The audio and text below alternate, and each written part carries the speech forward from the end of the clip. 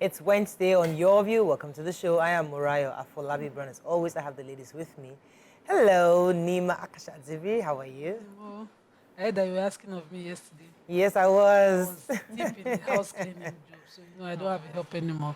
Oh, so I had to put everything in order. I cleaned up yesterday. How about your glasses? Well, now kind of used to your glasses. I'm used to seeing now. I no longer have that pain anymore. Oh, really? Yes.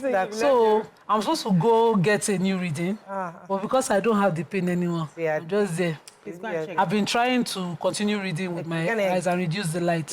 Maybe it was something that was needed correcting, and the glasses corrected it for Imagine you. it, but it took 3 years. Please. Suffer for that. Confirm. Please. No, these are I'm not comfortable with Honestly. glasses anyway. If I can bypass it, I'll do it. But confirm first, then we bypass in faith and thanksgiving. How are you doing, Mariam? I'm fine, thank you. So Lifestyle with ML is back. Oh, shit. Oh, nice. Yeah, so this month is what we're calling Dry January. So Dry January, usually you would hear is when, you take alcohol out of, consuming alcohol for the whole month of January. But I'm adding that you also take out all the sugary drinks. So, you do dirty December, all the dirty things you drank. So now it's time to take it out. So for the whole month of January, we're just drinking water. Have your teas, you can have your coffee, but no alcohol, no juices, no soft drinks, all those sort of things. So you can join us as we cleanse our systems. I want to join now. I'm number one. So it's open. So that's it. Just drink water. Don't you have a group that you monitor all this? Yeah, I have a community. Oh, geez, you took me out of Accountability. You took me out of the community. She sacked me. She took me out of the community too, but I'm like the class prefect right now. I'm one championing cause for her right now. When it comes to you. How are you doing? I love your outfit. Thank you. It's gorgeous. We're launching this for the Ramadan. I think this is gorgeous. I think everybody should You pre-order. might get ready to model for us. Me, I'm already pre-ordering, but I really love this design, and I think Thank it's purely business. I'll stand up and take a picture later. Yeah. But I am vexing. What I don't know how Nigerians love to cheat people and defraud them of their hard earnings. Nigerians don't love. I paid for a product, Shaper, from Honey Syrup Pro. Shaper now, to shape myself, because after dirty December, I wanted to look, cinch it up as you are losing weight and everything. Since the 21st of December, I'm hearing stories. They've not brought it. And one of the reasons I decided to patronize was I saw the lady that sells hair, One Necker hair. One Necker was modeling that thing back to back to back to back. And I ordered, and they have been telling me stories. Now they're not even responding to me again. So I'm going to drag them. I need my money back, over 300,000 naira. I'm not a thief. Yes, I paid for 2. And, I made a comment on their page. Some people saw it, and then they came to my DM. They responded there, then came to my DM and said, that they have not been able to get their product since. Some people paid as far as back as November and October. I have their messages and their receipts with me. So after collecting my own, I will still drag that they pay those innocent Nigerians. I sell online. You don't spoil businesses for people. Yeah. I sell online and I'm legitimate. I buy online. You can't stop people from buying online. This is the era of online. We do things online. So if you're going to be taking a product and you don't want to money from somebody and you don't want to give them the product, don't take the money. Don't take the money. One Necker and Honey Syrup, please. I need my products. I was vexing, I've heard you. All right, Pele. And now I can't even share good news. Share your own. I bet share your own. Share your good. You don't mind. So actually, there's something I patronized. I have this young lady that started making clothes, Ugechi. Okay. And she was acting, she used to have, I didn't really like her clothes. But then I told her that, listen, you have to upgrade.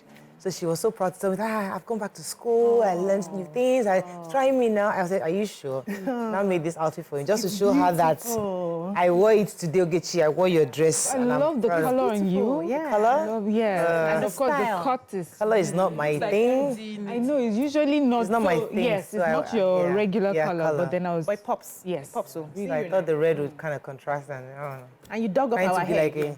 Oh yeah, because, okay, let me not vex. This is bucketing everything. We're in trouble. I don't agree for anybody. So, exactly. That's true. You're not grieving anyway. That's why I come see you've gone vex of clients. Yeah, so. Let me go on a break. We come back.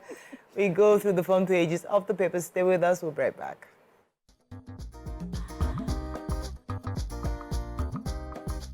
Stay tuned.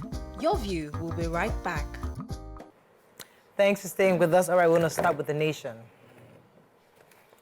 35 billion naira 585 million naira probe Sadia Edu barred from traveling. Supreme Court reserves judgment on Mufwang's appeal against SAC. Tinubu orders cut of president's, vice president's traveling teams. World Bank, global economy set for weakest performance in 3 decades. Police parade suspects in Plateau killings and others. Shot third Mainland Bridge worsens gridlock. Police rescue Hotelier held after payment of 25 million naira ransom. And soldier in trouble for insulting Sanwo-Olu. Okay, which story are we starting with? Major headline. Major headline. The EFCC said they grilled the suspended Minister of Humanitarian Affairs and the former minister, and they had to take their passport to restrict their travelings. So just to restrict their movement, of course, they kept them. But the story extended to other developments around this case. So they also invited 3 bank CEOs, and this story, Nation did not reveal them, but we saw the bank CEOs online. You can go online to know the CEOs for their involvement in it. They said there's a law that restricts them. That's the Anti-Money Laundering Act of 2023, Section 5, 10, and 16, sub B, paragraph B, restricts them. They should have flagged such transactions for violating the Anti-Money Laundering Act. So they've been invited and they are being investigated for conspiracy in these dealings with the Humanitarian Affairs Ministry. Also, the Minister for Interior was seen at the villa, as well as Minister for Arts and Culture, I think. She was also at the villa. Those were some of the ministers also, right now trying to say the president. But they said the Minister for Interior only went to brief the president about his ministry. Another witness report in the story says he wasn't able to see the president. So I hope that tidying up, because the Minister for Interior for me is doing very well. I know that his company is presently being investigated around this. I hope that he's absolved of any conspiracy or wrongdoing. Yeah. So the Rivers State Police Command has rescued a popular hotelier, Mr. John Sonny, who was reportedly shot 3 times before he was taken away from his home at Hotelier in Port Harcourt by gunmen. They said the kidnappers refused to release him even after they had, paid a ransom in dollars worth about 25 million naira. The police commissioner, Olatunji Disu, was the one who spoke yesterday, and he said the victim was kidnapped December 19, 2023, in his home. The victim is a popular, hotelier, and by the time the gunmen got there, they shot him 3 times in the leg before they took him away. So the family members tried gathering the money. They did not inform the police. But after paying close to 25 million naira, the kidnappers refused to release him. So the wife had to go report to the police, and they traced them. They traced them to their hideouts. They first of all traced the car that they used. They had taken the car to the mechanic workshop to change the color, but they were able to get at least 2 of the vehicles used for that attack, and then, went into the hiding. They were able to get, I think, some ammunition from them as well. They now said that they discovered that they were collecting the money in food coolers. So they'll tell people to bring the ransom, put it as if they were carrying food to them. That's how they have been operating. It's just good that he's been released. And okay. Yeah. And then I have police parade suspects in the Plateau killing. So 3 suspects linked to the Christmas Eve attack on the Plateau communities have been arrested and are being paraded by the police. According to the police, the suspects are Ahmed Suleiman, Balikisu Aliyu, which sounds to me like a female name, I'm not sure, and then Aboki Samuel. They were found with arms and ammunition, a golf car, and, other things. So they said that so far with the investigations, they've been able to apprehend these 3, but they're still investigating, and hopefully they would be able to arrest the others as well. The police also talked about the attack that happened at the supermarket in Nasarawa State, if you remember, where 4 people, including a CBN staff, was killed. And they said that because of intelligence, they were able to also, apprehend those suspects as well. And the team is working hard, to make sure that they are doing the best concerned security-wise. Right. The police gave like a full update of what is done so far. It says the police informed that a total of 67 suspects so far have been arrested, Right. many arms and ammunition seized, and so on and so forth. Okay, very quickly, World Bank has said that the global economy is set to rack up really sorry state by the end of this year, 2024. According to the World Bank, latest global economic prospects report says that this is the slowest half decade of gross domestic product growth in 30 years, and that's a global record. And it's saying that the only thing that is kind of holding us up is the US's economy, the strength of US economy. But according to them, so that without a major correction, this year will go down as the decade of the wasted opportunity. Near-term growth will remain weak, leaving many developing countries, especially ours, the poorest, stuck in a trap with paralyzing levels of debt and tenuous access to food.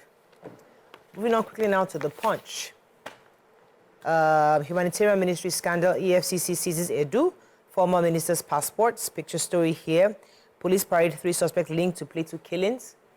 Lagos police look into the Tiwa Savage petition against Davido. TB Joshua, Squan faults BBC report, ex-disciple knocks late prophet.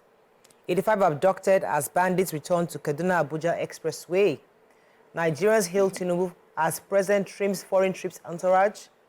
Fake degrees, FG probes 107 private varsities, and NNPCL posts over 2 trillion naira profit. Okay, which story? Let's take one story before we go. can do Davido. Okay. So the Lagos State Police Command has confirmed the receipt of the petition by Nigerian singer and songwriter Tiwa Savage over alleged bullying and threats to her life by, the Grammy nominee David Adeleke, known as Davido. The State Police Public Relations Officer Benjamin Hundeyin responded to an inquiry and said that they have started investigation into the allegations. And he says, I can confirm to you that we have received the petition and investigation has commenced. And in the petition, which was in circulation all over social media, Tiwa had accused Davido of uttering disrespectful words to her, amongst other threats. And she said that she had, I think, responded to a post or made a post about Davido's baby mama, that's Sophia, and I think Davido saw it and then, sent a message to her, talking about it and insulting her, saying unprintable things to her. And so she reminded Davido of how she had been supportive of him even when he lost a son and, all of that. And Davido says, you have to be very careful in a place like Lagos. I'm going to deal with you. You have to really be very careful. And this and that. Also sent people, to tell her that. So she decided to go to the police and, make this petition that if anything happens to her life, Davido should be held responsible. But I'm happy that the police is already investigating. Yeah.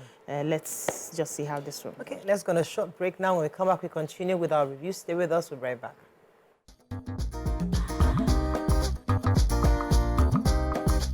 Stay tuned.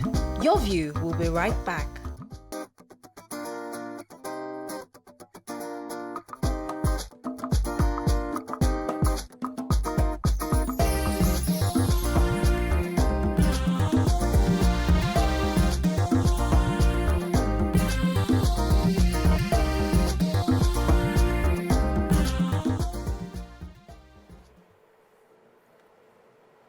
Okay, we're still reviewing Punch. Yes, I have the federal government on Tuesday says it would launch an investigation into private universities established in the last 15 years. So the Minister of Education, Professor Tahir Mamman, he made it known in Abuja while inaugurating the investigative panel on fake degrees and activities of degree mills in the country. So, first of all, Nigeria currently has a total of 147 private universities, and 107 of them were established in the last 15 years. The report goes to, make a list of some of them. The Minister for Education says that there's an interministerial panel, and this panel has been given the mandate to examine whether or not private universities established in the last 15 years have in place prescribed facilities, appropriate management structure, adequate funding of programs, requisite staff, nature of staff full-time, contract adjunct, visiting, other types, and so many other things that, you know, this panel is supposed to investigate and give recommendations for. Amongst some of these recommendations, they said that the panel will examine, they said, other terms of reference is to establish if unapproved foreign institutions, that's the degree mills, exist or not in Nigeria, and whatever form with the identities and locations, if any. You know, this amongst so many other things, which is good. I like it because of what has happened, but I'm wondering, did they have to take this for this sort of, because what they're saying is that to check these universities that have been established in the last 15 years, have they been set up right? Didn't we check all this time? As they were being established. Yes, or spot checks over the period of 15 years. Do we have to wait? Yes, do we have to wait till now together? But good that you've started, so let's keep it up. All right, so, go ahead. 85 people abducted allegedly on the Kaduna Abuja-Expressway. According to this Punch reporter who visited the area, 85, I thought it was 35. 85. Wow. 30 travelers were abducted and 55 people were abducted from the 3 communities bordering around the road in Katari, Badoko, Dudumishini and Kakware villages on the Katari area along the Kaduna Expressway. And the district head of Bishini that covers that whole area says that what he's experiencing now is something else. That, of course, the federal government has put military around the road. They are trying, but they need to deploy more security operatives. He said yesterday they found 2 lifeless bodies in the village, and, you know, the attacks are happening incessantly.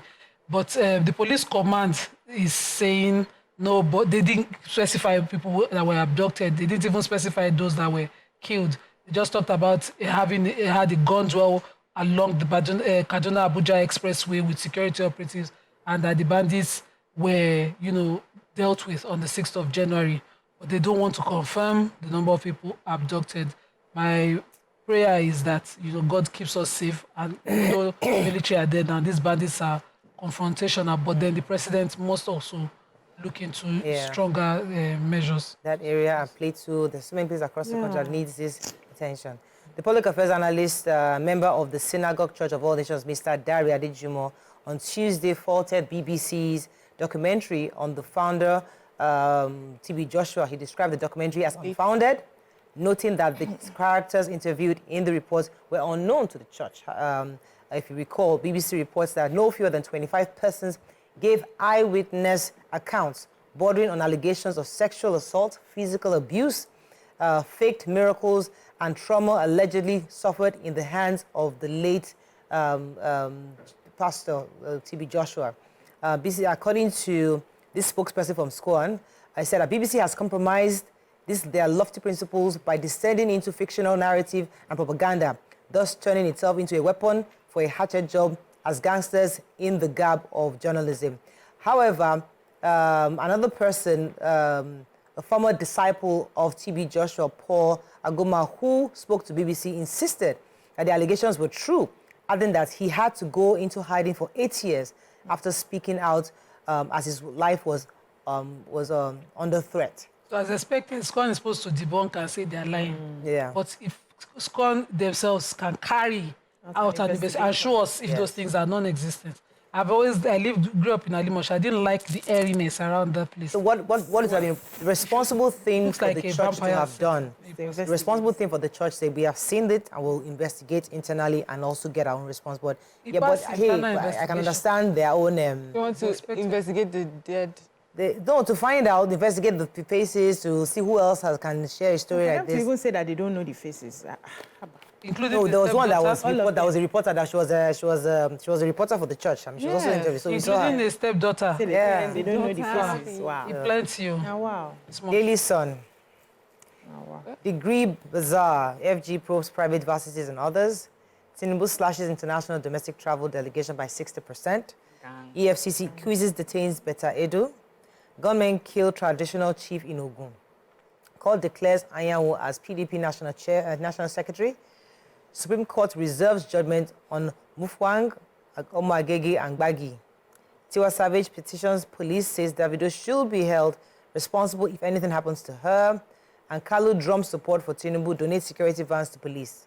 Okay, which story? This very short story is very discouraging. So in Shagamu town yesterday, government just attacked, and a gang of 3 shot the chief in the head, traditional chief in the area, shot him point blank in the head. He died. He's since been buried according to Islamic rites. The police commissioner of the state confirmed it. He said he attended it and is reassuring that they will be arrested. But this is Shagam, please. Governor of Ogun should just declare a state of emergency and let's know if before courts will take over the state from him. It's continuous every year. The whole of last year we kept taking courts attack in Shagam, and early this year we started again. So I'm partly from Shagam. My late mother-in-law. Oh, wow. Yeah. Which story? I have major cost-cutting measures. So our president yesterday approved a slash in the size of official delegations for foreign and domestic trips by 60%. Twali. With immediate effect. Twali. No go come. Twali. So let me just go straight to it. According to the directive, for trips within the country, the president shall have an entourage of no more than 25 officials. Foreign trips, the number of accompanying officials shall not be more than 20. Vice president is 5 officials for foreign trips and no more than 15 for local trips. First lady and the wife of the vice president shall also not have more than 5 officials on entourage when traveling outside the country, and also a maximum of 10 when they're traveling within the country. I saw a lot of comments, back and forth. Many people, of course, applauded it, but there were some people that were saying that this is also a security issue. So the president, ahead of you, said that, the security outfit within the state shall be the security mastermind for visiting officials. Twali. They're not going to carry them from wherever they... Yes. When you come to a state... What is on ground will be there to work for you. Twali, so president. this is, he's saying he's doing this. The reduction in the size of entourage will bring total sanity and prudence in the management of commonwealth of our people. The president is insistent that the notion of government wastage, excessive recurrent expenditure is over. Officials would no longer be allowed to conduct government affairs in a way different from what the latter was asking Nigerians to do by way of prudence and cost management. So in summary, the key word there is the president prudence. is saying, he's telling Nigerians to tighten their belts. They must be seen to be doing the same. Yeah. We are applauding for this. Hopefully it goes to the legislature. Remember, there's one thing for the executive to do something. Leadership is always from the top down. The example will trickle down. Well done. Okay, so Senator representing Abia North, Dr. Orji Uzor has appealed to Nigerians to support the president in his quest to develop the country. Kalu made the call at his country home in Igbere, Abia State, while presenting 4 security patrol vehicles he donated to the governor, to the Abia command of the Nigerian police and Igbere Vigilante Group. Kalu said that the Toyota Hilux vehicles he donated were funded from his pocket, urged the police in the division to utilize them in fighting crime. Said they are meant to encourage police in the state to do their work. I'm not doing this as senator representing Abia North, but I'm doing it in support. I made similar donations in other places. So he's saying that we should support the president as he's trying to also ensure economic growth within the region. Yeah, the Lagos State government has started working at Third Mainland Bridge. The Lagos State or federal government? Lagos State government, okay. Yes. 8-week traffic diversion on the Third Mainland Bridge. Yes, it affected me this morning when I was just heading straight, but I had to divert to that Oyinbo road to connect back to the office. So they said there are 250 traffic management personnel that have been deployed in the axis to help, manage the inconvenience, and Nigerians need to support them. It's just for a little while. The road will be free when they are done with, working on it, and so that we can have convenience and motorists will be able to enjoy the road. So they're going to be doing a lot of diversion. So just pay attention when you're driving, when you see a diversion. How many weeks again? 8 weeks. Lagos State probably is issuing the traffic diversion laws, but the federal government... Not even going to the island for the next... 8 weeks, 8 weeks. Vanguard might be our final paper. Let's see if we've not taken removal of fuel subsidy untimely, says Governor Makinde. Davido, we talked about that already. Cadbury Nigeria to sell 404 million naira shares over inability to pay the $7.7 million debt. Cost of governance, Tinubu slashes delegation trips by 60%. FG shuts Mainland Bridge for 8 weeks repair. And I think that's the story. Let me just take very quick. I have the Cadbury story, but let me come to Tribune very quickly. Oh. We are not owing MTN interconnect charges, says Globalcom. Rivers, that's Nigerian Tribune. Rivers Assembly asked for Barra to represent 2024 budget. Suspected cultists murder head of vigilante in Ogun. And FG sets a panel to probe private varsities and foreign institutions. Let me take Cadbury. Cadbury Nigeria has offered to swap its $7.7 million debt owed to Cadbury Schweppes Overseas Limited for more equity. Cadbury Schweppes Overseas Limited, controlled by an investor in Cadbury. The statement was made yesterday by Cadbury. It says that it's facing challenges servicing the foreign currency denomination loans due to persistent foreign currency scarcity in the country. The liberalization of the foreign exchange market in 2023 and attendant devaluation of the currency put further pressure on company as naira value of its foreign currency denominations loans increased significantly. So this resulted in an unrealized exchange loss of 20.6 billion naira. So they're not going to see how they're going to pay that back. So Globalcom said they are not owing, that they are, according to a source within their agency that talked to the news agency of Nigeria in Lagos, they said the amount that they are owing is just 1.6 billion and it has been paid without controversy. And so those threats that they won't be able to call out to MTN lines is not true, but we are using the line. Okay. That's all we can take on this front page review. When we come back, move on to our next segment. Stay with us. We'll be right back.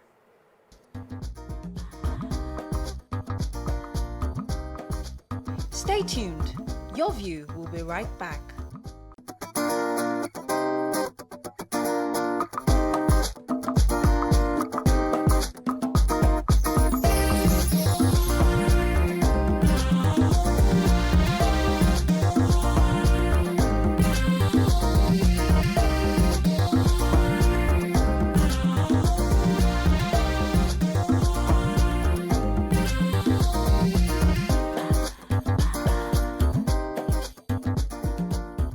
Thanks for staying with us. 3 students of the Federal Government College Ijanikin have been placed on indefinite suspension because their parents took the Parent Teachers Association, PTA, of the school to the Economic and Financial Crimes Commission, EFCC.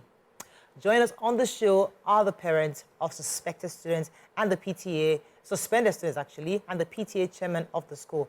You can join the conversation a bit later on 081-0764-1679, 0902416340. You can also tweet to us at TVC Connect, please, hashtag YourViewTVC, so we can read your tweets. Joining us in the studio right now is one of the parents, of which we have 2 others waiting, but we have with us Mrs. Falilat Olusogbon. Welcome to the show, madam. Good morning. Good morning. Good to have you. So the story we got, the report we have, is that your child was suspended by the school because the PTA was reported to the EFCC. Yes, yeah. Could you give us an idea, the origin of the generation, how this started in the first place? Yeah. Good morning, everyone. It started 2022 when we had the annual general meeting and they presented the financial report to us. While we got there, we saw lots of discrepancies, which I raised with other parents. And at that point, there was no response. The principal, who is the representative of the Ministry of Education, was present, and others were there. But each time we asked the question, they were not giving us the answer. We saw something like the salary increase of like 23 million, and the PTA chairman claimed there was no recruitment that year. So the drastic increase from the previous one that we saw 18 million, which was 2021, and now we are seeing 42 million. What's that? They bought a bus, 7.4 million, without any approval from the house. Lots of things like that. We saw sitting allowance of close to 1 million plus. Who had the people sitting and collecting this money? Wow. When our children are there, they are having some lapses somewhere. Yet, on resumption day, they requested us to pay prep fee of 500 naira per head. Whereas in the PTA financial report, it is stated prep fee, which was a motivational fee agreed by we parents for teachers. Yet, they still collect on resumption day 500 naira. Things like that we saw, even in the financial report, we saw sport fee expenses, they made close to 1 million plus. Yet, on resumption day, we pay 500 naira per head. Yet, and in the school bill, there is a 1,000 naira per child every term for sports. So we are like, why all these duplications of funds? When we have other things, we can even, the PTA is set aside for support. But if we are spending this much on this area, how are we going to take care of our children? Those were the questions we raised. The account was, parents raised alarm saying they don't want to adopt the account that day. Well, before you know it, a parent stood up, adopted it. Okay, we went back to the house, we raised the question, they brought out all the questions in the platform. We highlighted everything, myself and some other parents. Before you know it, they deleted all the messages, we were removed from the platform. Wow. Totally. They removed all of us. That was the 3 of you? We were like 10. Okay. We were like 10, we started this, but, you know, as time goes on... Yeah. Exactly. Some were getting pressure, you understand. But at least this, we are now 4, not even 3, we are 4 now. One of us, the child passed out last year. Luckily. Then the other 3, we are still here. One of them is still at home. Last section, the boy was unable to get his, because first they blocked all our portals, the children portals. We were unable to generate bills. We were unable to even see their promotional results. And before that that term ends, that was their SS2, my son, and the other one that was in SS1. We were called to come and remove our children from school till EFCC matter is over. We were like... When did it get to EFCC? Because you told us... When we were dragging this thing and we were removed from the platform, the principal was there, who is representing the FME. She said nothing about it. We kept asking questions. This matter will go beyond the way you want it if you are not giving us answer, because this is a public fund. Yes. It's a public fund. But the PTA chairman said we can go to hell, do whatever we like. PTA chairman? Yes, he said so. So that was it. Since we are told to go to hell, do whatever we like, so we have to do whatever. So it took you, would you say 3 months before you got to EFCC? No, it took us like, let's say 4 months. Okay, so why the EFCC? I understand it's financial misappropriation, but the federal FGC, Janiki, is under the federal ministry. This college had such drama in the past, and it was the Minister for Education that was overseeing those issues. So why not the Federal Ministry of Education? We wrote to Federal Ministry of Education. We made some calls, but we're not getting any response. Even at that point when we went to EFCC, thinking at least that's when we're shaking them, you understand, to even do something.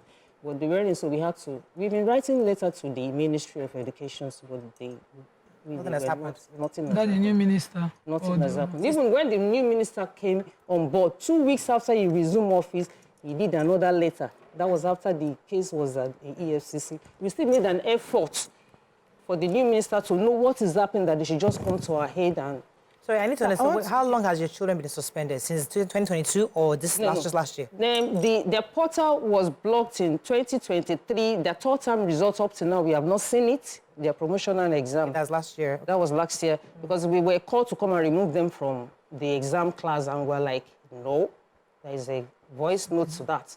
And we're like, we have to. I said, sorry, if you disturb my child emotionally in that promotional exam, I'm going to sue all of you in that. Fees were paid for these children? Yes. Complete? We paid. Okay. But unfortunately, after that, when the promotional, when they resumed, that was September. One of them could not resume up till now because his portal is blocked, that he can't access his promotional exam to even go and enroll in another school. No, without that, you can't move ahead. So we've been writing letters. When the new principal even came in on board, we quickly wrote a letter to let him know that this is the situation on ground. We would like to have our results, and the portal should be unblocked. So why can't the school Okay, let me separate? pause you for a second, because I would like to bring in the PTA chairman. So we have with us also in the studio the PTA chairman, Comrade Shola Tukede. He's we tried to also get the principal, Dr. Kende, to be part of this discussion, but unfortunately, the person didn't show up. Dr. Kende is a female or male? Male. So he didn't show up, but we have here with us in the studio Comrade Shola Tukede, PTA chairman. Welcome to the show, sir. Thank you, Murayo. Yeah, unfortunately, yeah, so the empty seat was supposed to be for Dr. Kende, but he couldn't show up, but we'll have to just talk to the PTA. So here are some allegations that have been made so far. You've heard Mrs. Olusogbon speaking earlier, and she made some really grievous allegations against the PTA. So could you give us your own version Of what happened? of what happened? Yes. The principal sent his apologies. He couldn't come because of the fact that he's a civil servant. And as a civil servant in the ministry, he needs the permission of his permanent secretary before he could do such interviews. Okay. So that was what happened. Well, I give God the glory for a day like this.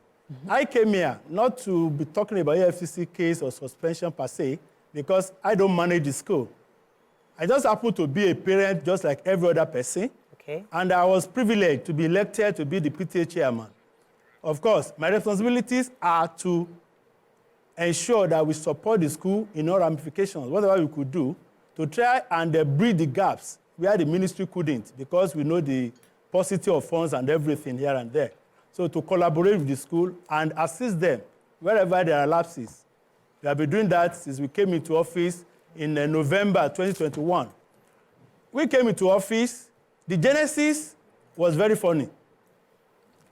The fact of the case is, I have the document here, after the election in October 31st, 2021, I won as the chairman. I contested with one person. I won as the chairman with only one vote. The votes were counted 4 or 5 times, and it was ascertained that I actually won that election, and the man embraced me. Mrs. Olusogbon sitting here, I wanted to contest as chairman too, but because the guideline was against her, only parents, biological parents of students in GSS classes are eligible to contest because it's a 3 years tenure. So when she saw that her child was in SS1, she went to rent another child, claiming that that's her child, not knowing that the school have records of all the students in the files. So the electoral committee, they now brought out the file and saw that the child she was claiming that she's the biological parent is not her own biologically born child. And they asked the child, when they showed the picture too, is it your child? He said, no, it's my auntie. It's not my mother.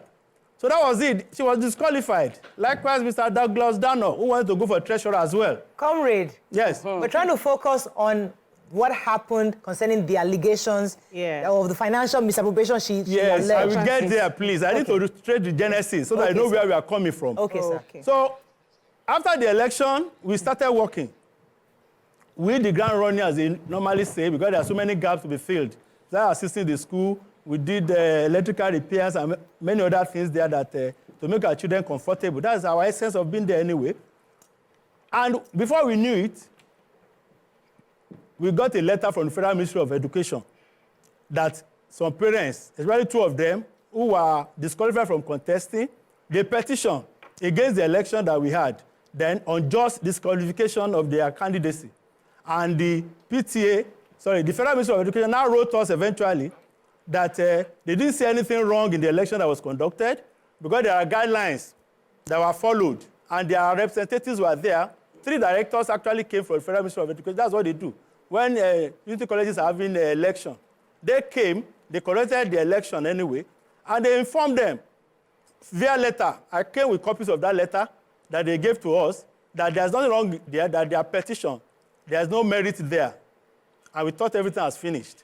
Yeah, we wanted to contest for an election, and God made it in a such a way we couldn't. I think you should let life go on. But unfortunately, it wasn't like that. Yeah, we had a PTA meeting, annual general meeting, I think We had it in July or thereabout before we go for third term. That was 2022. But the financial year was running then from June to May. So we had it at July before they went for long vacation. And that was what happened. After the thing was done, after the AGM was done, of course, she and a few of our cohorts, they are trying to prevent the AGM report, financial report from being passed. But parents stood against them that what is all these things? Questions have been asked, they have explained to you, and they passed it anyway, like she rightly admitted. And that was it. Please, I'd like you to help us confirm. When they raised the questions of misappropriation of funds or just asking how the funds were spent, yes, was there a proper explanation to what was done with the money? Of course. We made an explanation. What they wanted was that we should be putting everything after the AGM that the account has been passed, approved. They now went to the platform. But we have a platform to get feedback from parents, what is happening to their children and whatever they think. We get feedback every now and then. They said we should post it on the platform. I said, no, the PTA is not run on social media. There's a circular from the Federal Ministry of Education that the school should not be run on social media. Nobody should even take the school to any of the social media, either newspaper or TV houses, without going through the gamut of the procedures. When you have reservations, the guideline is very clear. When you have reservations, you are free. Write to the chairman to explain some things to you. If he refuses, go to the principal. The principal will call the parties to try and see what has been happening. And if you are not satisfied, you insist that you want it to be sent. You write a letter to the Federal Ministry. And the principal is obliged to pass your petition to the Federal Ministry of Education. Can you let me ask a question, sir? Yes, please. So, if this is now done, does it mean the platform, I believe that's a WhatsApp platform? Yes, no, it's a Telegram. We changed it to Telegram because of the many students, yes. Okay, yes, good. So does it mean that, there are punitive measures against a parent who comes on that platform to ask such questions, such that they will be removed? They were never removed. They were muted. When it became persistent, they were trying to disparage the school and the PTA. So they were muted. They are seeing postings. Comrade, follow-up question quickly, sir. Yes, ma'am. Please confirm the students that, were suspended pending the EFCC investigation. Yes. Are they also part of the parents' meeting? No, PTA? they were not. They were not. There are students whose school fees have been paid. Yeah. So why the suspension, sir? No, they've not paid school fees this time. The suspension started this time, as I'm aware. And I can't even comment much on it because I don't run the school.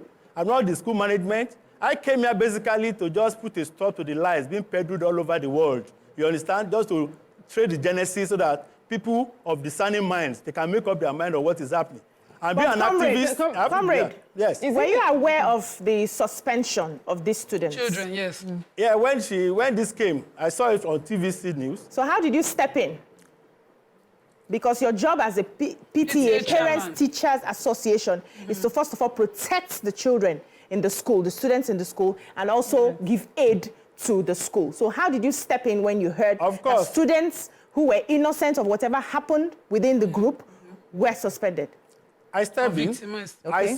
I saw the past principal, what really happened, and she showed me a circular. There was a circular from the ministry that if you take the school or the PTA or any subsidiary of the school to the court, or you make it impossible for them to function optimally in their offices without passing through the processes like I highlighted earlier, of course, you are going to be sanctioned about that.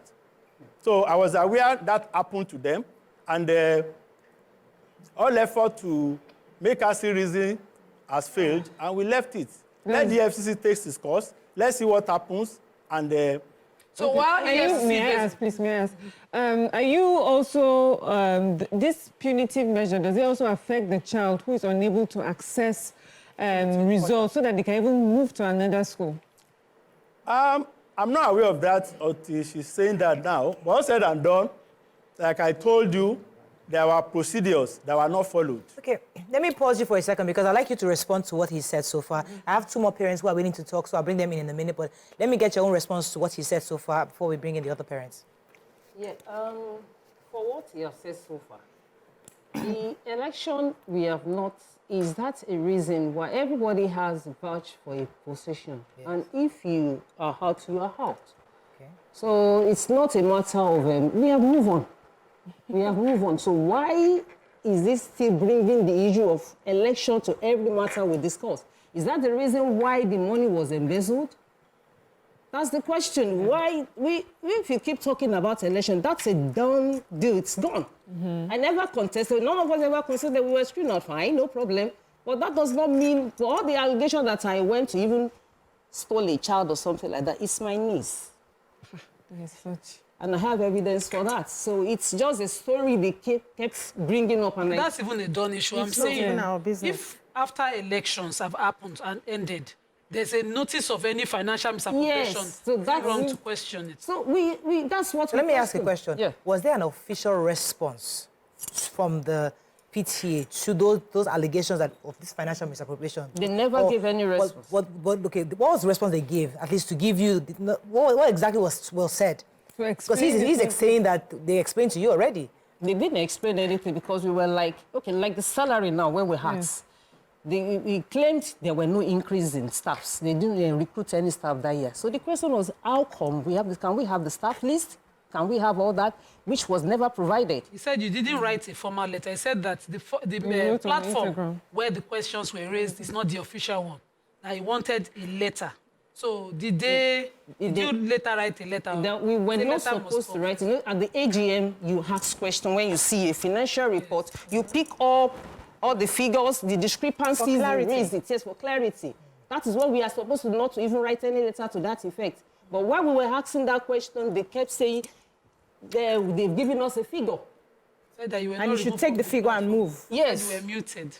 We were not muted, we were removed. And funny enough, they even deleted all the questions we raised. Okay. Even the last minutes of meeting that was supposed to even show that the events of that day, they removed everything, not just mine, everybody. Because when they read the next PTA meeting, when they were reading out the minutes of meeting, there was nothing like, I think we discussed the financial report. So could you just help confirm if there are other official conversations that happened on that Telegram group before this? No. You guys discussed official matters. Official matters on the group? Yeah. Were questions being asked? To ask? We were just asking questions on all No, before this issue. So before this issue, what would you use the Telegram group for? No, the Telegram group is for children's welfare. Any question we have concerning anything we don't understand, instead of driving down to school, but most parents are not in Lagos. So that platform is meant for us to discuss. Get information, and the school representative plus the PTA get back to us through that platform. So it's not uncommon for parents to raise issues. No. But let me go on a short break. When I for. come back, we're going to bring in another parent to join the conversation. Stay with us, we'll be right back. Stay tuned. Your View will be right back.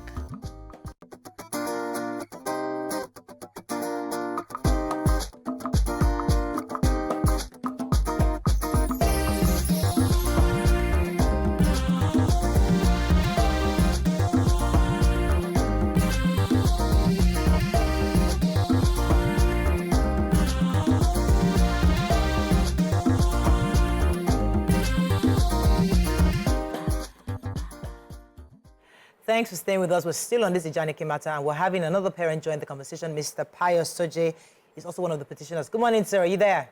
Good morning. I'm sure you've been listening into all the conversation. Could you give us an idea of your own angle to this? Because we understand very clearly that your own child was not suspended. But tell us what happened from your own end, from your understanding. Okay. Fortunately for me, my child has graduated. Okay. But this issue arose sometime in 2022. Now, I just want to give a very clear analysis of what has happened. Now, in the PTA, we have a Telegram platform. That Telegram platform has the chairman and other parents. Now, it also has teachers in that platform. Now, it has the principal who represent the Federal Ministry of Education on that platform. Okay. So, when we wanted to have this AGM, we requested for the accounts. We kept on asking, give us the account. Let us know what we are coming to meet at the AGM. The PTA refused. I say that without bias. The PTA refused. Now, on the day of the AGM, they threw a figure at us. And my position was that, please, you cannot ask me to adopt expenses that I have not seen. Of course, they did whatever they wanted to do. They adopted, and they sent out the audited account. So on that audited account, we came back to the platform. Now, like I said earlier, that platform has representative of everybody, both the Federal Ministry of Education. We came back to the platform and we raised issues. First, we raised the issue of salary increase because the PTA has said there was no new recruitment and there was no increase in salary. So we asked, how did this money move? We also raised the issue of debtors, which became outrageous. We raised the issue of prep dues. Now, on that audited account, there is a provision. The PTA had agreed that to support the school and the teachers who go extra time to supervise the children at the prep, PTA should take out money from the dues we have collected and give to the school to support the teachers. Now we discover that when we resumed, they asked us to pay 500 naira per parent, per child for prep. So we paid. Now, when we now saw this auditor, this account, we now ask, we have paid 500 naira per child. How come the PTA is still spending that huge amount of money for the prep? You can't have two expenses for prep. Please give us explanation. We also raised the issue of religious due, 500 naira per child. We raised the issue of sports, 500 naira per child. We raised these issues, and to be very sincere to everybody, what we ask is, explain. Give us explanation.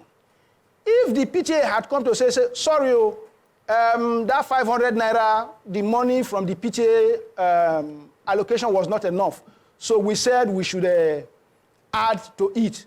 We were not able to meet before we raised that amount. Well and good. No explanation. Now, parents started raising the issue that if explanation is not given, this matter will be escalated.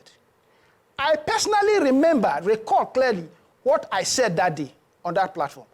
I said, please respond to these allegations, because if they bring these allegations before the regulatory body like EFCC, you can't explain. Explain these allegations now. First, I was muted. Immediately I said that. Then secondly, I was removed from the platform. So after that, they went on and said, well, we can do whatever we want to do. So I told myself that, look, if the platform where the principal that represent the Federal Ministry of Education is, other officials are there, the principal who represent the Federal Ministry of Education cannot call the PTA chairman and say, look, explain these figures to these people. They have a right, because I pay dues. They have a right. Explain these figures to these people. Mr. Sojoy, sir, let me come in here for a second, because in a democracy, they say it's usually the majority carries the vote. So if you're in a meeting, an AGM, where, as you said, questions were raised, and according to the comrade who sits next to you, said, we explained some of these things. Yeah, maybe it wasn't acceptable to everybody. But if majority had said, we are okay with the books, please go ahead and pass it. When 3 people or 4 parents now say, oh, we object, and because of that, we're going to bring it to the platform, do you think it was appropriate for you to have brought it into the platform, or found a way at the AGM to raise and insist that it shouldn't be passed until all of you, there was a consensus? Don't you think? There was not, let me just clear it, there was not an issue of majority agreeing. Okay. Now, look, what happened at the AGM is this. When we raised the issue, it became very rowdy. Of course, we all know what happens in this kind of situation. Somebody was called upon, and the person stood up and said, I adopt. And that person was called upon, and the person said, I support. It's not as if it was put to vote whether we should adopt or we should not adopt. They called one person. Of course, I'm not the person who will call the people who will adopt. Those of them at the high table, the chairman and others, just pointed at somebody. The person raised up his hand and said, yes, I adopt. Another person, yes, I second. So, if you ask me clearly, that thing was done by 2 people. It was not put to vote. Let me let Comrade respond to you. He's next to you. Comrade, you've heard Mr. Soja. Mr. Soji, yes. Mr. Soji, yes, make his own explanation. Please try to respond to this. Thank you. You see, all these lies will never help anybody. When we have meetings, I'm happy you said it, that the minority will have a say and the majority will have their way. That day, when they wanted to disrupt the meeting after we have explained everything, we now call for motions. Somebody stood up and moved the motion for the adoption. Somebody seconded, and specifically to God who made me, asked for counter motion. They couldn't move it because it was clear to them they are going to lose. They didn't move anything, so it was adopted. On the AFCC's case, said we have embezzled or we have misappropriated 80 million naira. As at the time they petitioned the FCC, all the income that came in were not even up to 80 million naira. It's in the public domain of the AFCC. We pay staff salary of about 3.5 million naira every month. And I want to imagine, even by the time they petitioned, when you look at the salary we have paid and all the interventions we have made in the school, we see that all the were frivolous. They couldn't support it, of course. At the end of the day, it will come to nothing.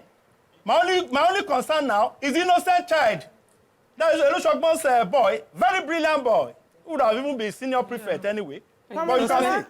Comrade Shola, you can't say you are concerned about the students. I am. No, sir. Sir, please. That's At my this view. time, you would have stepped in.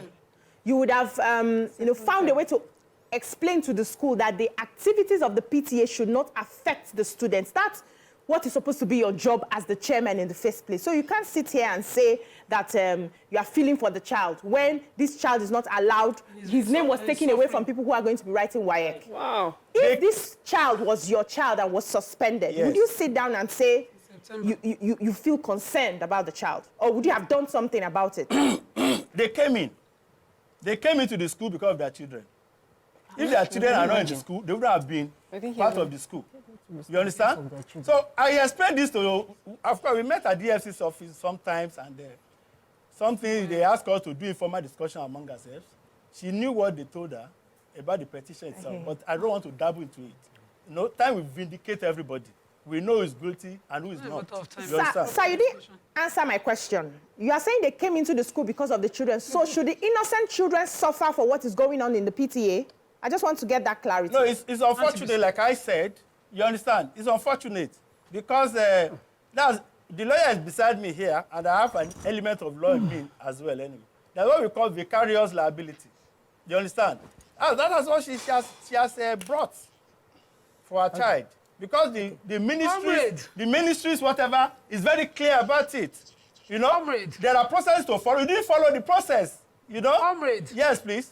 In our country where we are promoting education for all children, vicarious liability extends to somebody's child in a school where fees are paid and you said the child is an exemplary child. Fees were not paid. And you say a lawyer advised Fees were not paid. They've not paid fees for this term. Because they've been suspended now before the fees. They were didn't allow not them allowed to pay continue any education. In a school, they were enrolled from JS1 to SS2. Yes. September, that child did not do first term. You sit comfortably and said vicarious liability extends to a child from their parents' actions. The child did first I term. can't understand you. The Just child a did moment. first term. Another thing I want to ask, because help me with an AGM again. So you raise an issue of 1, 2, 3 naira at an AGM. Yes. Everybody do not agree, but then 2, 3 people are voting and saying, I adopt, I concur, and all of that. And does it mean that corruption has wiped out the paper until you answer with the figures and facts about how numbers were missing? I'm answering to the FCC, ma. All the documents, relevant documents have been submitted. While the EFCC is investigating, the child should be in school. I don't understand. But I've just told you the circular from the ministry. I don't run the school. I wish the Ministry of Education is here. I want to see the Federal Ministry of Education come and justify how how they are promoting child education compulsorily in Nigeria by removing a child, suspending a child, first term. We're in second term, second week, first week of second term. Please, ma. Please, ma. On the issue of money being collected, the school collected money. I don't know why they are banding with the PTA. The 500 naira they are talking about, the school collects, not the PTA. They didn't pay through the PTA account. Can I come in, please? Comrade, please. Okay. Yes, go ahead, Mr. Pius. Yes, you see, when this discussion started, I really didn't want to introduce myself as a lawyer. I heard comrades say that there was, he raised an issue of counter motion, and nobody could move counter motion. Yes. Please, if anybody could move a motion, he's a lawyer. What's wrong with the volume? Because that is my calling. So my concern in this issue is that, unfortunately, the Federal Ministry of Education is not here. My concern here is this. Just as has been said, if there are issues in the account, and I heard comrades say that, that they did not follow proper procedure, I really want to correct that wrong impression. Now, like I said from the onset, that platform has the principal, who is a director, representing the Federal Ministry of Education. They have teachers. If I raise a complaint on that platform where the FME is adequately represented, and somebody comes to say that I have not raised a proper platform, am I supposed to carry a placard and go to the minister's office and say, this is what I am saying? The principal is there. She represents the Federal Ministry of Education. And I have raised issue on the platform. What stops the principal? That is because I'm asking, what stops the principal, who is representing the Federal Ministry of Education, from saying, please, Mr. Chairman, this is a PTA issue. The parents are PTA members. They have paid their dues. Can you just explain what happened here to them? And that ends it. Finish. Then they turn around. I'm sure if my son had not graduated, they would have done the same thing. They turn around and come to say that a child is suspended because of a petition pending at EFCC. A child is suspended because parents complain that, look, EFCC come and investigate this financial problem. So a child who is supposed to write SSC has been suspended. All his life. Funny enough is that child cannot enroll in any other school. He cannot enroll in any other school. Not victimize the child. Can I ask, comrade, please? Yes. Could you help me see what I'm seeing? Like, there's a conflict of interest here.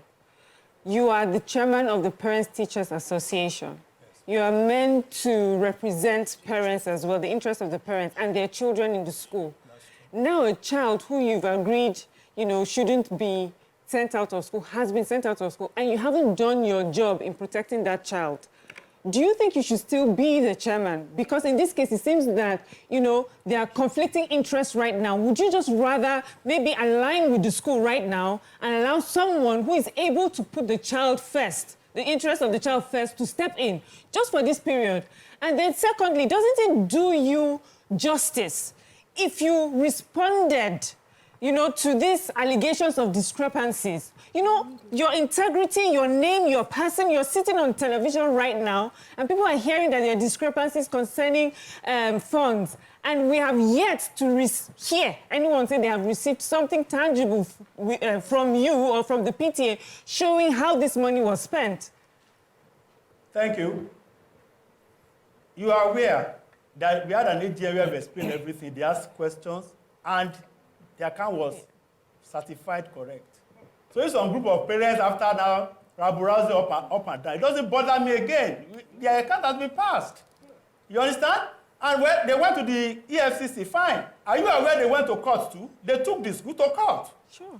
It's still pending here. Are you working for the school, comrade? I'm not. I'm working for the school. See, I will tell you the way I feel. I can't be, you need to give room to both parties to hear their opinions. Right. Go ahead. So I'm saying, in essence, is, are you aware of that which is against the Federal Ministry of Education that owns the school?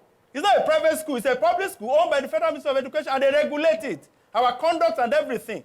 So if you, out of your own volition, decided to go against those guidelines, well, you should be ready I have a question, comrade, for you. But yes. I mean, this might not even be pertaining to the case, but I'm just trying to wrap around my brain. Why are parents paying school fees? I don't understand it. Maybe this is already an indictment on the federal government on itself.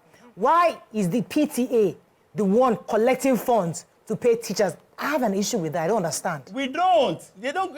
You see, the ministry, they have more than 200 teachers in that school. It's a big school relatively. Okay. Our own issue, they are not recruiting the federal government. So in areas, subject areas that there are lapses, now they come to the PTA to employ those teachers. Of course, we give them pittance compared to what the ministry pays. But just to fill that gap, that's what we've always been doing. The lady sitting there, among those we say, oh, don't employ more teachers, don't do this, don't increase salary, even in this situation of things, that things are like this. You see, it's only God that is perfect. And they know that we don't have any skeleton in our cupboard. We are not afraid of anything. That's why we took everything to the FCC.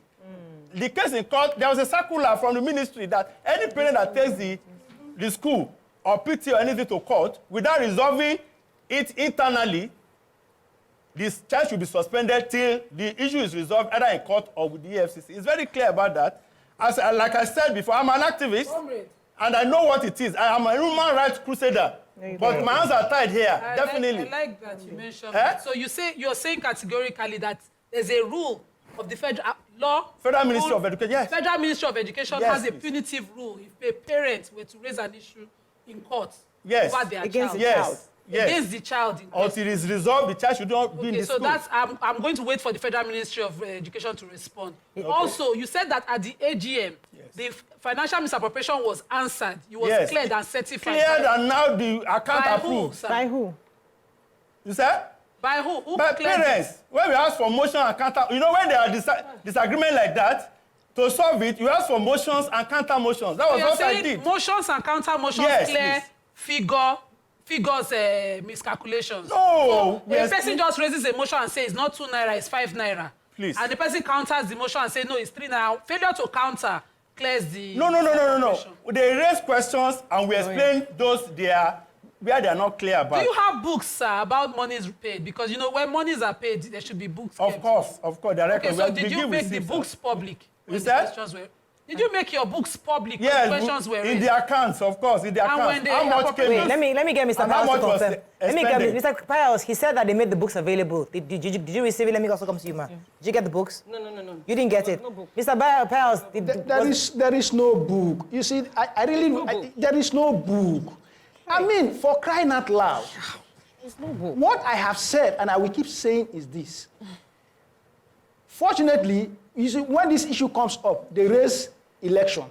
But for me, Pius Soji, nobody could raise issue of election about me. So that is clear. The question I've always asked, Oga, I pay dues, PTA dues, every term. Please give me the explanation. Okay. Now, I ask this question. If I ask for explanation, why will you remove me from the platform for asking for an explanation? A man who, if it is clear, today now if you accuse me that I have stolen money, and I know that I did not do anything, I will tell you, these are the figures. Take. Go and confirm. I will place it on the platform everywhere. Copy to anybody, just go and confirm. Well, I have to go on a break because I have one more parent in the studio that needs to come in. So let's go on a short break. When we come back, we'll bring in the third parent. And I'll step down, Mr. Olishokwan. Stay with us. We'll be right back.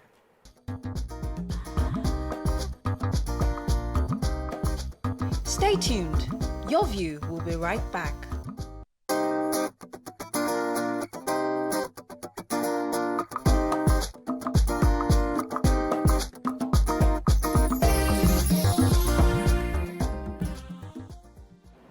Thanks for staying with us. We have the final parent here, Mr. Daniel Dano. Welcome, Douglas Dano. Good to have you, sir. I also have a caller waiting, Mrs. Ifeoma. Let me let you say a few words before I bring in our final guest on this. Go ahead, please. Oh, I lost that call. Go ahead, Mr. Douglas. Tell us your own version. What happened? Was your child suspended? Oh, you're still on. I'm so sorry, I do apologize. Please say a few things. Go ahead. Good morning. Good morning. I don't know if it's right for me to say this is my first time calling Welcome to the show. Concerning this case concerning the Luciano and her son out of school, is I would say that I've been in somewhat similar situation when my daughter was in Queen's College, Lagos. So the thing is this. First of all, that secularized claim comes from the ministry. What they usually do is they will not circulate to parents. They keep it to themselves, so they use it as a weapon. Secondly, for meetings, AGM meetings, they usually will not find the financial documents ahead of time for parents to read, understand, and have questions ready for them on that day. They wouldn't do that. But instead, they will get parents who are kind of like supportive of their actions, work with them to a meeting before the AGM and tell them, okay, we will call upon you to adopt the meeting, the minutes of the meeting. We will call on you to second the motion. And that is how these documents are adopted. Okay. They do not get the voice of the majority. I'm stating it clearly. These are issues I have fought from 2017 when children died in Queen's College, Lagos. The principal at that time was almost cutting off my throat to close out a WhatsApp group that I created for parents. Because we were always speaking against issues. How can you be in a school where you don't wash tanks? 3 water tanks that children drink from 3-4 years? Thank you very much, Mr. Fioma. I know you're very passionate about this, and this is an issue that needs maybe 2 or 3 shows. I have to let you go because I have to hear Mr. Douglas's perspective on this. But thank you very much for sharing your own views. I think that gives us a clearer understanding of how these things go. But go ahead, sir. Let me let you. It was your own child suspended? Yes, it was. Okay. All right, I want to say that I want to come from a slightly different angle. Please. Because we have said so much about the PTA and all that. I'm just surprised that the representative of the school and probably the federal ministry to come and stand for what they claim to have done rightly is not there.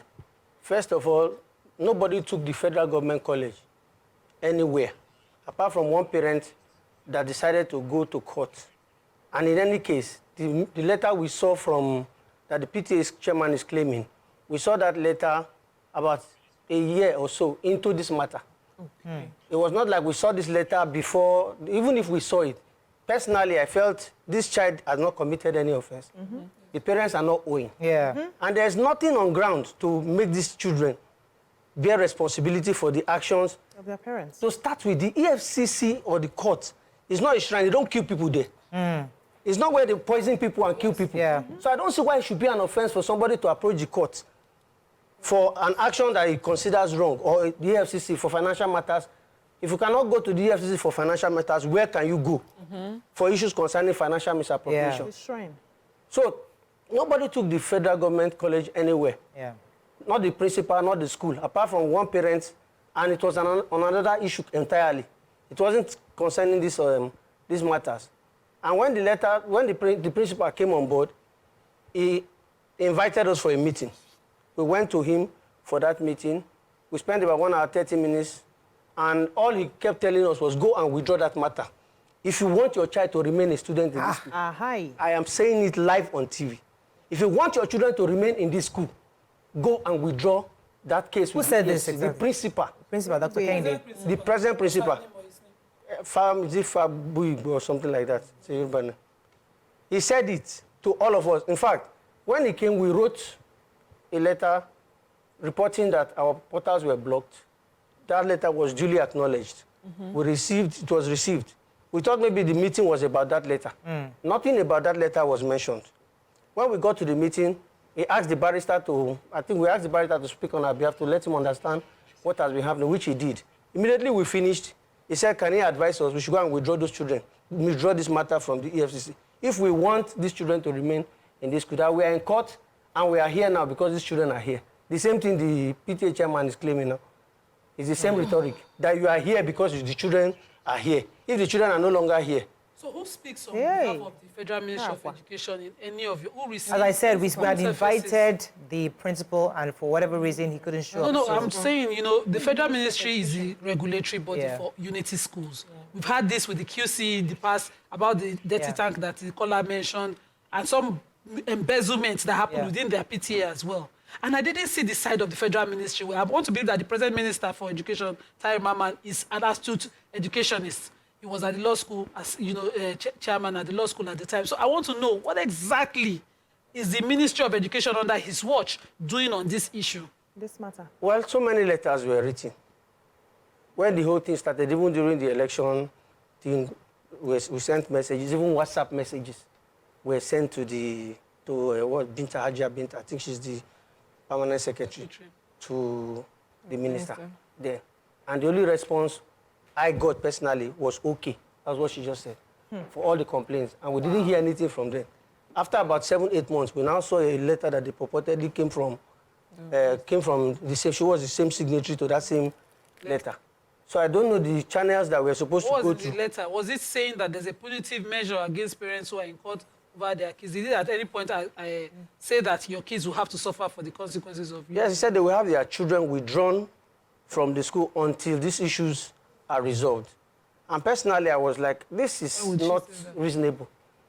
I didn't consider it as something. Okay, so we have to wrap up. To your letter, or was just a response to a letter to the school? No, it was a memo that was sent to all FUCs. And funny enough, when the principal came on board in that meeting, when he asked them to go and bring the letter, he had not seen the letter. So I'm wondering if this letter was actually circulated to all federal university. Because of our time, and we have to wrap up soon, what is your ask? Because the reason this matter is still on, because the kids are probably still suspended, I'm assuming. They are. What is your ask right now? Because we have this opportunity to discuss it, and hopefully I'll let the comrade come in afterwards. Well, I'll let you hear you, and then also Mr. Pius, what exactly are you asking? What are your demands right now? And then I'll get the PTA chairman to respond to that. Go ahead. Well, the demand I am making personally is that these children's right to education should not be violated by the people that are supposed to enforce it and protect it. That's one. Then secondly, there's a little twist in my son's own case. Prior to his suspension, there was a little manipulation and what do I call it, setup with which he was suspended. They said the teacher came to school and came to do exam, what's it called, invigilate the examination, and he minus 5 marks from some students that were not behaving well in school. That the bag of that teacher was soaked in water by those students. And that it was my son that took that bag and gave the person that soaked it, that they connived together. All these things came 3 to 4 weeks after our meeting with the principal, where he told us that if we don't withdraw those children, that we are here because these children are here. So it was a very direct threat. It wasn't something that was that we are here because, and when we met at the EFCC too, I remember they invited us, the parents, concerned parents, and they invited the PTA chairman and the PRO that we should talk. I said, well, for me, I think the PRO was asking, I said, when these things, they had not yet come to pass, there was a threat of, the letter was there and all that, they had blocked their portals and all. So we're asking, these portals have been blocked. They said they should go and talk to the school, that's the EFCC people now, to go and talk to the school. And then when we met, I was asking them, I said, as the PTA chairman and PRO, what did you do when all this thing was going on? The PRO's response to me then was that a PTA chairman that they locked for 2 days or 3 days, will he the same person that will now go and be fighting for us? I said, was he locked because he didn't do anything? Why was he locked? I said, you are not talking like a parent at all. No. Are you sure you are a parent? Let me let the PTA chairman respond because I'm running out of time. So you've heard the parents, and I'd like to say he's speaking on behalf of the 3 parents are affected. What are you going to do going forward from this show? Well, thank God for this type of program and the anchors, Morayo especially. You give everybody opportunity to hear their views. It's in the public opinion, but there are rules and regulations that we should learn to follow. This woman has attacked me in office last time. She came to my office, she wanted to beat me up. Just because of what I wasn't the one who suspended the students and things like that. Well, the way it goes, the ball is in their court. We have told you all what obtains, even from the ministry and so on and so forth. They say they want to distract us, but we are not distracted as PTA executive. What goes unabated, we are doing the little we can do to support the school. All right, we have to wrap up now, but I must call out Can I say something? Like 10 seconds, like I run out of time. Yes. Yes, my take on this matter is this. The ministry should please allow these children to go to school. Okay, Exactly. I think that's fair enough. And I think that's the same thing I was going to say. I have to call out the Federal Ministry of Education to insist and ensure that these children return back to school, whilst the principal, which we also invited, couldn't make it, to ensure that this PTA, the brouhaha going on right now, is resolved, and so that none of these disruptions happens again for children anymore. That's all we can take on today's show. Hope you learned a few things. We'll see you tomorrow. Bye for now. Okay, thank you, ma'am.